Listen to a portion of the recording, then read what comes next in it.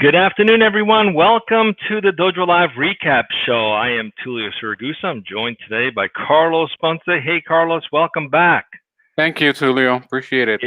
It's another chock-full week. Let's get it. Let's get started. So Yep. we're going to recap last week's show. We had two shows last week, and we're going to try to do it in 10 minutes, within 10 minutes, folks. So if you have a question or a comment, just post it where you're watching us. We are streaming live on multiple platforms. And wherever you are, just make a comment if you want to make a comment or post your thoughts. But we're going to cover two shows from last week. We had Reggie Yativ with Agora. We were talking about real-time engagement and how we can use that to connect across borders. And we spoke with Enrico Palmerino about the accounting alphabet. A is for artificial intelligence.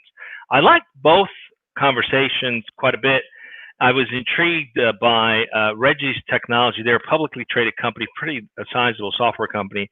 They've done a pretty good job in creating the kind of technology that's more engaging so that you can actually have collaboration and connection with your audience wherever you are. So the idea of bringing, for example, live video streaming or content or connection where people are. So you can enable that on your website. You can enable that pretty much on an app so that you don't have to go on to a social platform, for example, to do a stream or to have a conversation. And it's being used very effectively, even in things like e-commerce, where, you know, I could post a question and someone could connect with me right in the moment. Someone else, another consumer that might be online that wants to share their story or how the product works. So I thought that was very compelling to basically create the similar environment you would experience going to your local brick and mortar store, right? You walk in, you walk around, and you talk to people, and you get their opinion, you know, and someone says, oh, I bought that product, I loved it, and you ask, why did you love it? So being able to have that spontaneous kind of connection and conversation is so critical that's often lacking in the digital landscape. And they've created a technology that removes that barrier, that lack, and enables companies to do that with consumers effectively. What did you think, Carlos, about that conversation? Well, in particular, you know, to be completely honest, as you could probably imagine, the whole concept that you just described, I was like number one spectator at that particular interview that we had. Especially because of the reach and the scope of everything that Agora does, I'm still like mesmerized. I mean, I didn't even know that such a platform existed, to be honest. So I'm still trying to digest what goes on behind the scenes with Agora, trying to, you know, grasp the full concept as an end user, so to speak. Okay, so but the concept of going beyond borders, which is, I mean, the internet already does that. So my question was like, what is the role of a tech platform such as Agora to amplify everything that goes on beyond the scenes, so that we can, as you say, experience the similar to brick and mortar type of scenario? So I'm kind of intrigued by that, Tulio. So I'm still like, wow, you know what. You know, can you explain it to me with clay and with some clay animation type of thing? Yeah, it's like, you know, Carlos, it's interesting. That advanced. The promise of social media and all of this connection and the internet was really to bring us back to the idea of the village, right? If you go back to the village, everybody knew each other. Everybody, you know, shared successes with each other, and also if you had a bad product or a bad service, everybody knew about that too. So, you know, the village was something that we cherished, and it created that kind of intimacy both between vendors and consumers.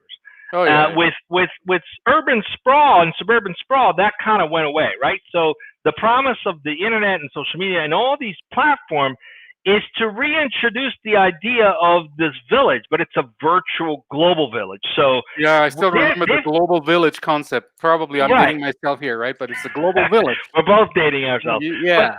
But their platform basically brings you really close to making that happen. So, you know, any website, whether you're a healthcare company, and you want to just engage with someone visiting your site and actually spark up a live video chat with them, both with the practitioners, potentially with another consumer or patient, you're able to do that with that platform, which again creates the concept of the virtual village. So kudos to them. We have to keep track to see how they make progress. Let's move on to the next show. We did the accounting alphabet, for artificial intelligence. I found that interesting, speaking with Enrico, for a couple of reasons. I think not a lot of people are going into accounting. It used to be like you went into accounting because it was a safe bet.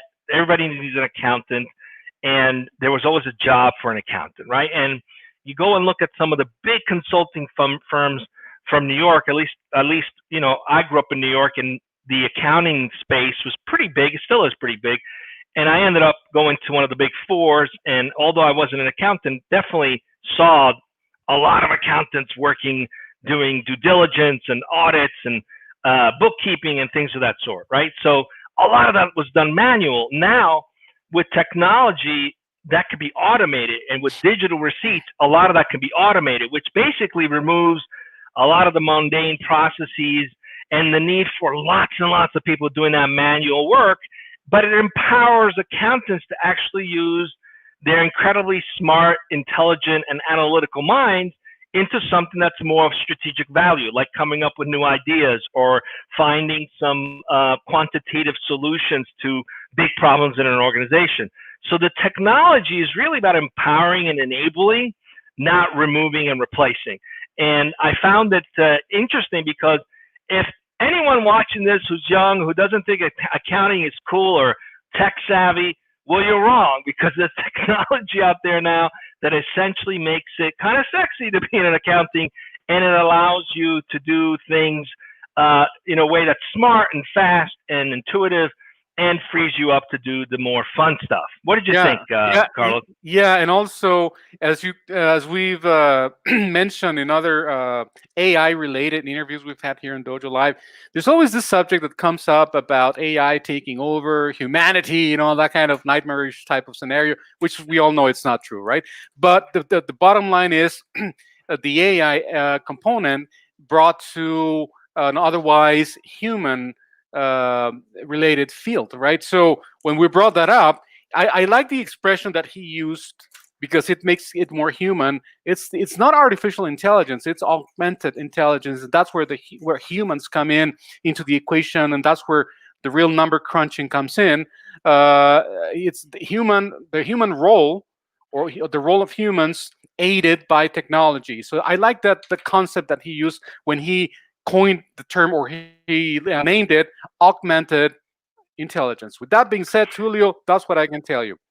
I love it. I love it. You had a lot of different nomenclature for things that made it sound a lot more human. So I was suggesting you should connect with like the analysts to maybe change some of these terms that are used that sound a little too robotic. Anyway, we're up on time. What do we got coming up this week, Carlos? We got 90 seconds left.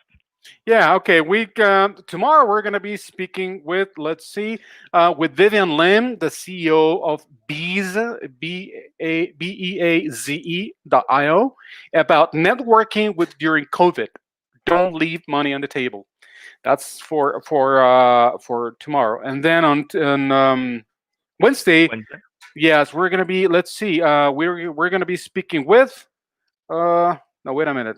I don't have the topic for Wednesday yet, Tulio, but on what I can tell you, on Thursday, we are going to be speaking with Ran Yam, the CEO of NovaSight, and the topic is using Netflix and Disney to cure vision disorders, or in other words, eye tracking and image processing for home treatment of the lazy eye. So these are the conversations we're going to be having this week right here on Dojo Pacific. All right. Well, see you all back tomorrow, 1 p.m. Pacific. And again, if you want to participate on the recap show, just post a comment wherever you're watching. We'd love to have you here, participate with us, and give us your feedback and the highlights that you got from the shows. Until then, stay safe. See you soon.